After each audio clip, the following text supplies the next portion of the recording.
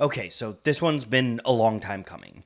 Ever since generative AI first started to take the internet by storm a few years back, I've been wanting to do a video about AI and what it means for the future of music. I talked about a lot of my early thoughts in an episode of my podcast Ghost Notes with 12 Tone, and at that point I was always intending to flesh it out into a broader video. But then a culture war broke out around AI and I was tired, so I decided to hold my tongue for a little and sit that one out. Now, a few years later, the culture war is still raging, and I'm still tired, but YouTube recommendations are full of AI voice mashups. I've definitely heard AI-made beats in the back of videos. More and more big-name artists are working with artificial intelligence, and the technology even just played a big role in the Kendrick-Drake feud. AI music is increasingly becoming a part of my everyday life, and the everyday lives of fans across the world. It's bringing on the biggest changes to the music industry since the advent of file sharing, and it is completely turning creativity on its head. So it warrants talking about. But despite all of this massive change, I have yet to encounter very much AI music that I find good. And I don't think it's because AI doesn't require creativity or doesn't count as art or whatever. I think the reason why I haven't really found much good AI, which is to say interesting AI, is because not enough people have figured out how to break it yet. Let's take a closer look.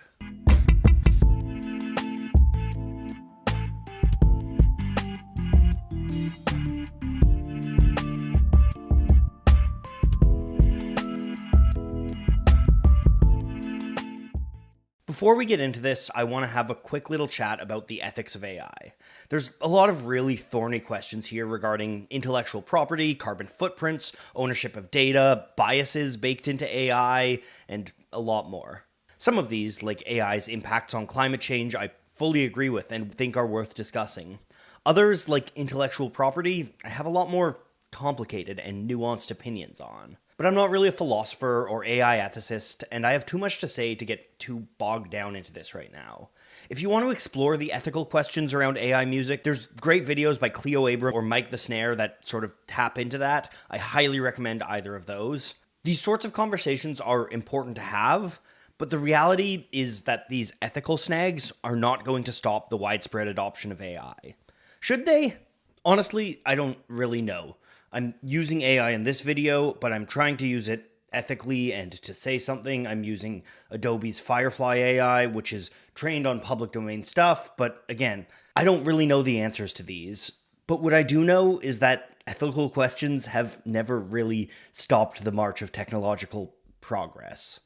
The bleak reality is that we live in a culture and an economic system that will happily overlook a whole lot of ethical issues if a piece of technology makes our lives more convenient. AI definitely makes a lot of things more convenient, so I'm pretty sure that it's here to stay, and I'm pretty sure that it's going to bring on the next big musical movement, because technology always has. Most of the major genre and cultural shifts of modern music history are directly tied to the prevailing musical technology of the day. The advent of the digital audio workstation coincided with EDM's explosion, the sampler kicked hip-hop into a golden age, synthesizers gave birth to modern pop in the 80s, and rock and roll was born in the wake of the electric guitar. Even the explosion of jazz that started the modern pop industry a century ago was directly tied to technology, with its noisy horns being in the perfect range to take advantage of the rudimentary recording equipment of the time. By the way, if you're interested in seeing how these sort of trends develop over time, you should check out my book, Century of Song, which is a history of American popular music and touches on a lot of these topics. Just like AI, most of these technologies inspired enormous moral panics around them. John Philip Sousa, the biggest band leader of the golden age of the marching band, detested and feared recording technology. He even argued against it in a 1906 congressional hearing, saying, "These talking machines are going to ruin the artistic development of music in this country.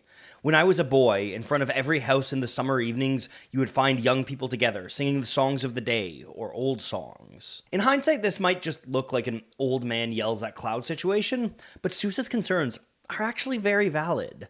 What he's talking about there is the decline and death of folk music traditions, which is absolutely something that happened with the birth of the recording industry. Now, if we continue reading that quote, we'll see him posit that humans won't ever sing anymore and that vocal cords will go obsolete, which is obviously a rhetorical flourish, but still, people are singing. I think many of the arguments about AI are similarly mixed.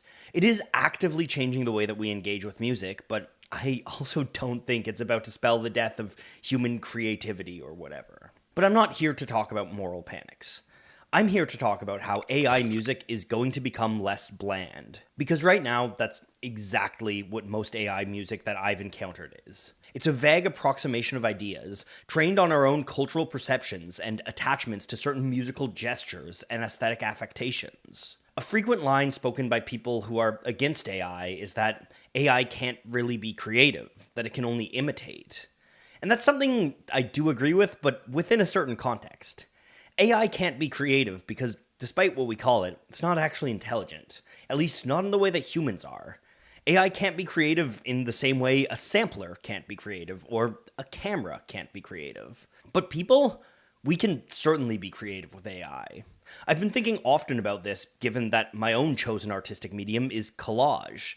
If you hold collage to the same standard that some people hold AI to, you could easily say that collage isn't art, that it's providing no original ideas and just reusing stuff created by actual artists. After all, I don't create the visual elements in my pieces, I just rearrange existing elements created by other artists, and I hope that these rearrangements imply new associations and even evoke unique emotional responses. I think that sort of idea rearranging, the mashup, is something AI is well suited to. I mean, you can just see it in how many AI mashup deepfake things they are. You know them, you've seen them. But I don't think it needs to look like that. Everything took a great approach to AI mashups on their 2022 album, Raw Data Feel. Frontman Jonathan Higgs worked with a researcher named Mark Hanslip to develop a generative AI program that helped him write lyrics. Higgs explained in an interview with Grammy.com, "I wanted to see if I could make good lyrics really out of the worst, most extreme texts I could find. So I looked for the least poetic thing I could think of, which was terms and conditions from LinkedIn, and then the oldest English poetry, which is Beowulf. Then the most ugly modern speech, which is 4chan, and then I wanted a little bit of philosophy and mysticism sprinkled in, so I put Confucius as well. And then it spat out a load of stuff, and I picked the best bits and tried to write around it, or reinterpret it a little bit. But really it's only 7% of the lyrics on the record." Everything aren't the only ones to experiment with this kind of collaboration. In 2019, Holly Herndon released an album called Proto, created in collaboration with an AI designed by Herndon and programmer Jules Laplace. 2 years later, Herndon released Holly Plus, an AI project that allowed anyone to upload tracks and sing them with a deepfaked version of Holly's voice. And last year, Grimes debuted her own version of this same idea. This kind of collaboration with AI presents one possible future for AI art, blending it with more traditional forms of creativity. This certainly allows for more novel, interesting outcomes than the sort of bland input-output stuff. And it's something that's being done in more subtle ways in music studios around the world right now. Producers have started to mix AI elements into more traditional beats, or started to use AI to clean up sounds in post-production. AI noise cleanup technology is actually what gave us that new Beatles song. But this stuff isn't really what comes to mind when you think AI music.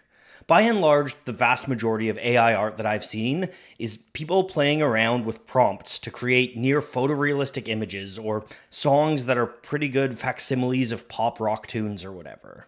A lot of this stuff can be aesthetically pleasing, but very little of it is interesting, and I think even less of it has something to say. Part of that is because it represents people using the technology exactly as it has been designed, which is kind of the most boring way to use any piece of technology. If you know me well, you probably know what's coming next. In his book, A Year with Swollen Appendices, musician, producer, and all-round smart music guy, Brian Eno wrote what might be my favorite quote about music ever. It goes like this: "Whatever you now find weird, ugly, uncomfortable, and nasty about a new medium will surely become its signature. CD distortion, the jitteriness of digital video, the crap sound of 8-bit, all of these will be cherished and emulated as soon as they can be avoided. It's the sound of failure. So much modern art is the sound of things going out of control, of a medium pushed to its limits and breaking apart. The distorted guitar is the sound of something too loud for the medium supposed to carry it. The blues singer with the cracked voice is the sound of an emotional cry too powerful for the throat that releases it. The excitement of grainy film, of bleached out black and white, is the excitement of witnessing events too momentous for the medium assigned to record them. I think this quote is just as relevant to AI, and so does Eno, by the way. Just look at this quote from a 2016 interview with Fast Company. One of the things we can do is capitalize on something the computers do have, which is artificial stupidity. Computers make some very weird mistakes, and a lot of those mistakes are very interesting. One of the things artists are interested in for technology is the things that they do that they're not supposed to do. The dominant texture of any era is really captured in the shortcomings of those technologies. That's exactly the approach that electronic composer 10tricks.never took when using AI on his 2023 album, Again. He explained to Another Mag, "To me, the thing that's exciting about AI is that they seem to behave a lot like we do, in that they confidently misrepresent ideas. They misconstrue history. Those two things are so on point to me that I was like, yes, this absolutely belongs in the OPN toolbox." Then there's the composer Tom Hulkenberg, who deliberately messed with AI for his score of Furiosa. He explained to Variety, "I used AI to make deepfake voices from another voice. I'd actually used it not for voices, but what if the source was a drum rhythm, and what if the destination sound was an electric guitar? But the software doesn't know what to make of it, so it gave us a happy accident that we used throughout the store." This is the exact kind of breaking of AI technologies that I think is going to define the coming age of AI music. I personally found a lot of AI art way more interesting a few years ago when it wasn't quite as good with faces or fingers or things like that. I think the cover of Lil Yachty's Let's Start Here, created by John Raffman, is one of my favorite pieces of album art of the 20s. It deliberately uses the AI of the day's failures to create something strange and uncanny. These distorted, inhuman faces stare and laugh at you from behind perfectly kempt suits, and it seems to capture the strange inhumanity inherent to so many modern institutions. A same sort of eeriness is present on the cover and promotional material for Raw Data Feel, where the band used AI to create promo shots that saw them melding with machines, and an album cover that's simultaneously serene and kind of unsettling. AI's ventures into the visual language of music stretches beyond album covers. In the last few years, we've seen dizzying, disoriented music videos created with the help of AI. Wartella's video for the White Stripes' Black Math sees odd pieces of machinery meld together with footage of the band itself. The music video director Spod has used AI to similar effect, creating strange psychedelia in King Gizzard and the Lizard Wizard's Iron Lung, and dizzying cartoons on Meat Puppets' Up on the Sun. All of these pieces thrive not because they're able to create picture-perfect images, but because they fail to do so in exciting and interesting ways. The other day, I saw this video comparing that one viral AI Will Smith eating spaghetti to a more recent model that showed a realistic image of a man eating noodles. And while it's cool and kind of scary how accurate the modern one is, that piece is fundamentally uninteresting to me. But this? I mean, come on. Look at him go. It's terrifying, it's hilarious, it's sort of profound. It's genuinely exciting media to me. 10tricks.never expressed similar feelings about AI in that same Another Mag interview. It's really funny to me. It can be quite haunting too. I don't even know where the eeriness ends and the humor begins. I think that's why AI has a lot of potential to speak to the strange, terrifying, hilariously absurd realities of modern existence. Rob Sheridan is a digital artist who has been working basically since the birth of the internet as a medium and done extensive work with 9 Inch Nails. In the last few years, he's experimented with this exact feeling of surreal dread that AI can bring on. One of my favorite pieces of his is Meat Gala, which uses the uncanny failures of AI to portray eldritch, Cronenberg-esque celebrities, a vivid comment on the horror of our culture of consumption. AI is not just good for weird, uncanny horror, though. Brian Eno himself has been experimenting with procedurally generated music basically as long as it's been possible. In 2017, he released Reflection, an ambient album in the form of a generative music app that can theoretically play new music forever. This is just the latest in a series of experiments for Eno, who's been interested in creating endless, unique music and truly novel musical experiences for decades. This very year, Eno collaborated with documentarian Gary Hustwit and digital artist Brendan Dawes to make a documentary on his life and art that would be different for each audience that saw it at the Sundance Film Festival. The creators of that film split their footage into a number of different modules, which were then reorganized by artificial intelligence software. The result is a film that, in theory, has 52 quintillion potential variations. This kind of work is all too relevant in a post-truth world, a world where digital technology and recommendations algorithms have evaporated any sort of shared existence. And that's the kind of stuff I'm talking about when I say interesting AI art. We live in a world where we're constantly interfacing with each other through technology. A world where vast, terrifying forces are actively trying to colonize the human spirit, and a world where we are losing pieces of what makes us human to this rising tide of digital technology. I think AI is a brilliant tool for exploring these kinds of questions. So people are going to continue to find new ways to use it. Eventually, it might even develop more aesthetic consistency and coalesce into a new genre. But also, maybe it won't. Maybe a genre is dead, and media is just too broad and distributed for singular movements to emerge like they have in the past. Nevertheless, I'm certain that 20 years down the line, we will look at this moment as the beginning of a musical revolution. And not just because I can easily make lo-fi hip-hop beats or deep-fake voice memes with the punch of a few keys. The generation coming into adolescence is going to grow up in a world where AI tools are everyday things, not a brand new, scary, and exciting technology. And that will almost certainly make them better at understanding and breaking this technology than we could ever hope to be. And they're going to use it to make art, to express themselves, and to speak to the human experience, because that's what people always do. So yes, there are a lot of questions about this technology, and yes, it is going to change creative industries, but I have had enough of the fear-mongering of, is this the death of music? Is this the death of art?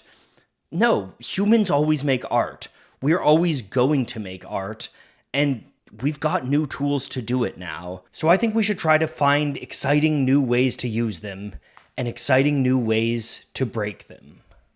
As we continue to navigate the strange world that advancing AI technologies will bring on, it's important to stay informed and educated about new happenings.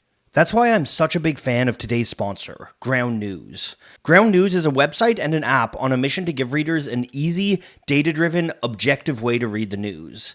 Every story on Ground News comes with a quick visual breakdown of the political bias, factuality, and ownership of the sources, all of which is backed by 3 independent news monitoring organizations. For example, did you know that the leaders of the G7 countries recently put together a 43-page communique about foreign threats to democracies, which included a call for tech companies to step up and fight AI misinformation?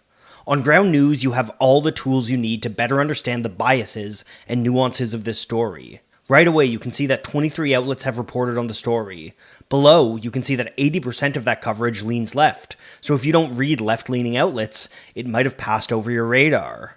Best of all, you can easily compare headlines to see how these biases might affect framing. I especially like the blind spot feed, which shows stories that are disproportionately covered by one side of the political spectrum. If you think this sounds like something that could help keep you informed, you should check out the link in the description and get 40% off their Vantage subscription. Honestly, as someone with a background in journalism and a deep appreciation for the importance of media literacy, I'm really happy to have Ground News as a sponsor. So again, follow my link and you can get started today for 40% off. Following that link also does a ton to help support my channel and help me keep making videos. Thank you so much for your support. And hey, thanks for watching.